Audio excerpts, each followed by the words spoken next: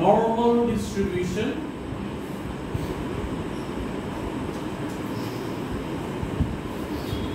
as an approximation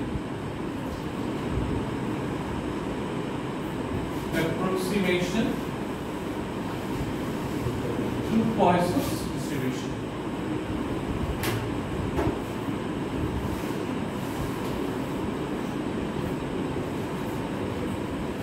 আচ্ছা, last ক্লাসে যেটা পড়ছিলাম সেটা কি ছিল যে বাইনোমিয়াল ডিস্ট্রিবিউশন তুমি কি করে বুঝবা, কিভাবে বুঝবা, কন্ডিশনগুলো কি ছিল যে n large p is small, large বলতে আমরা কি বলছি n is greater than 50 and np less than 4, then তুমি বাইনোমিয়াল ডিস্ট্রিবিউশন অ্যাপ্লাই করবে। আর নরমাল ডিস্ট্রিবিউশনের যে প্যারামিটারগুলো সেটা কি মিন এন্ড ভ্যারিয়েন্স। ফার্স্ট আমরা একটু প্যারামিটারগুলো যদি কনসিডার করি যে নরমাল ডিস্ট্রিবিউশনের প্যারামিটার হচ্ছে মিন and variance মানে sigma square। আর Poisson's distribution প্যারামিটারটা কি যে Poisson's distribution প্যারামিটার হচ্ছে ল্যামডা। ওই ল্যামডাকে আমরা কি করে বের করছি, যদি দেওয়া না থাকে নরমাল ডিস্ট্রিবিউশনে বাইনোমিয়াল ডিস্ট্রিবিউশনে করছি n * p দিয়ে। এখন যখন আমরা এখানে কথাটা কি লিখছি normal distribution as an approximation to Poisson's distribution, তখন এই নরমাল ডিস্ট্রিবিউশন যখন এটা আমি অ্যাপ্লাই করব Poisson's থেকে, তখন এটার প্যারামিটারটা কি দাঁড়াচ্ছে। আচ্ছা, এখানে আমি ল্যামডা লিখে রাখছি বলে এটা মিউ ছিল, নরমাল ডিস্ট্রিবিউশন প্যারামিটার এর mu, mean and variance. Poisson's distribution এর একটা প্রপার্টি কি বলছি আমরা, মিন আর ভ্যারিয়েন্স অলওয়েজ ইকুয়াল। তার মানে এখানে মিন কে কি দিয়ে রিপ্রেজেন্ট করতেছি ল্যামডা, এখানে যেটা ভ্যারিয়েন্স সেটাও এখানে কি হবে ল্যামডা, দুইটাই কিন্তু এখানে ল্যামডা হবে। আচ্ছা, তাহলে আমি বুঝবো কি করে যে এটা নরমাল ডিস্ট্রিবিউশনে শিফট হচ্ছে। বাইনোমিয়াল যে কন্ডিশন ছিল n is greater than 50 and np is less than 4, আর নরমাল ডিস্ট্রিবিউশনের বিষয়টা হচ্ছে lambda greater than 50, lambda greater than 50, lambda greater than 15 যদি হয় 15, যে lambda ভ্যালুটা যদি 15 থেকে বেশি আসে দেন সেটা নরমাল ডিস্ট্রিবিউশন অ্যাপ্লাই করবে। ওকে, তাহলে আবার দেখো ফার্স্টে তুমি যেটা করছো নরমাল Poisson's distribution, সেটার জন্য তুমি শুধুমাত্র ফর্মুলা ইউজ করছো e to the power minus lambda, lambda to the power x divided by x factorial. তারপরে তুমি একটা ফিক্সড ইন্টারভালের মধ্যে করছো, সেখানে কি করছো ল্যামডার ভ্যালুটা বের করে নিছো। যেমন তোমাকে যদি বলে দেয় 1 on every 5 minutes, তাহলে তোমাকে যদি 10 মিনিটস বলে তুমি 2 দিয়ে মাল্টিপ্লাই করে দিছো, যদি 30 মিনিটস বলে তাহলে 1/5 into 30 করছো। এটা ছিল সেকেন্ড প্যাটার্ন। আর থার্ড প্যাটার্ন কি করছো যে বাইনোমিয়াল ডিস্ট্রিবিউশনে কখন তোমাকে অ্যাপ্লাই করতে হবে সেটা বোঝার জন্য হচ্ছে ল্যামডা n এর ভ্যালুটা অনেক বড়, p এর ভ্যালুটা অনেক ছোট, আর n greater than 50, p np less than 4। আর এখন যেটা সেটা হচ্ছে নরমাল ডিস্ট্রিবিউশন। এখন এই নরমাল ডিস্ট্রিবিউশনে যখন তুমি অ্যাপ্রক্সিমেশন করবা তখন মনে আছে তো কন্টিনিউটি কারেকশন তোমাকে অ্যাপ্লাই করতে হবে। আই থিংক এবার আমরা ফ্যানগুলো বন্ধ করে দিতে পারবো, তাহলে একটু সাউন্ডটা ভালো আসবে।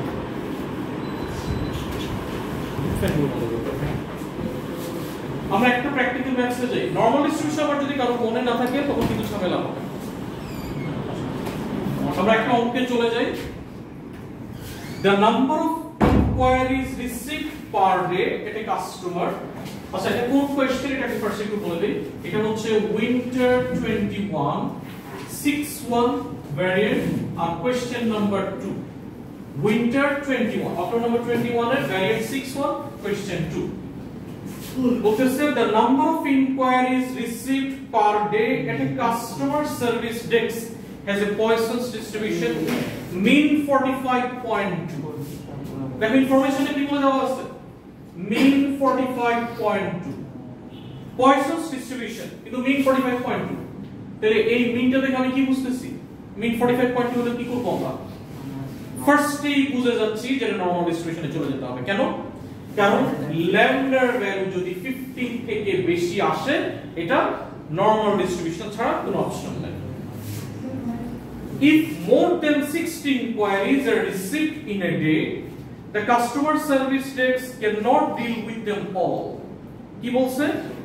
More than 60, p of x greater than 60, আচ্ছা এই কথা না use a suitable approximating distribution to find the probability that on a randomly chosen day the customer service desk cannot deal with all the inquiries that are received.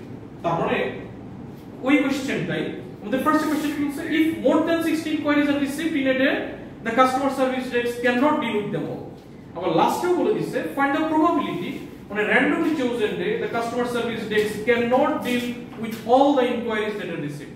সে কখন deal করবে না যখন greater than 60 তাহলে এই probability আমাকে বের করতে হবে এন্ড এটা নরমাল ডিস্ট্রিবিউশন দিয়ে করতে হবে তাহলে নরমাল ডিস্ট্রিবিউশন দিয়ে যদি যাই তাহলে নরমাল ডিস্ট্রিবিউশন মানে নরমাল অ্যাপ্রক্সিমেশনে শিফট হচ্ছে আর নরমাল অ্যাপ্রক্সিমেশনে যদি শিফট হয় তাহলে আমাদের মনে আছে তো যে এখন এটা কি করব অ্যাপ্লাই কন্টিনিউটি কারেকশন মানে ফুললি নরমাল ডিস্ট্রিবিউশন এখন অ্যাপ্লাই করব আমি কি লিখব গ্রেটার দ্যান থাকলে 0.5 plus p of y greater than 60.5 ওকে এখানে একটু আমরা প্যারামিটারগুলো লিখে নেই যেটা x নরমাল ডিস্ট্রিবিউশন মিন কত মিন হচ্ছে 45.2 ভ্যারিয়েন্স কত 45.2 হবে কেন 45.2 হবে পয়সনস ডিস্ট্রিবিউশনের মিন যেটা ভ্যারিয়েন্স সেটাই এবার এটা নরমাল ডিস্ট্রিবিউশনের যে রেগুলার ফরম্যাট সেটা ফলো করি 1 minus p of y less or equals to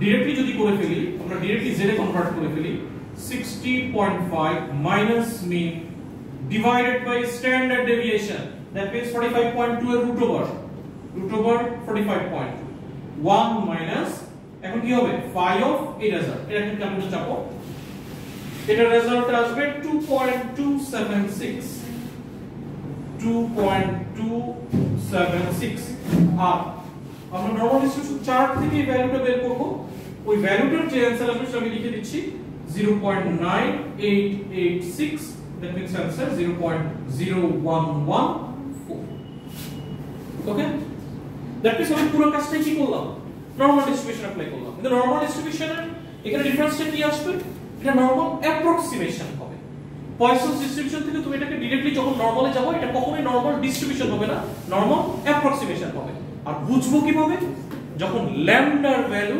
greater than 15 হবে তো আগেরটার সাথে ডিফারেন্স কি বাইনোমিয়াল কখন হবে n এর ভ্যালু যদি greater than 50 and mp less than 4 less than 4 ছিল না 5 ছিল লেস দ্যান 5 সরি ভুল বলতেছি লেস দ্যান 5 তাহলে হচ্ছে বাইনোমিয়াল ডিস্ট্রিবিউশন আর নরমালি কখন যাবে যখন মিনের ভ্যালুটা গ্রেটার দ্যান 15 তখন হচ্ছে নরমাল চলে যাবে আর নরমালি গেলে কি হবে নরমাল অ্যাপ্রক্সিমেশন বাইনোমিয়াল অ্যাপ্রক্সিমেশনে কিন্তু কোনো কন্ডিশন ছিল না জাস্ট নরমাল বাইনোমিয়াল ডিস্ট্রিবিউশনের ফর্মুলা ইউজ করে আমরা নিয়ে আসব ঠিক আছে বুঝা গেছে আমি আরেকটা একটু করে দেই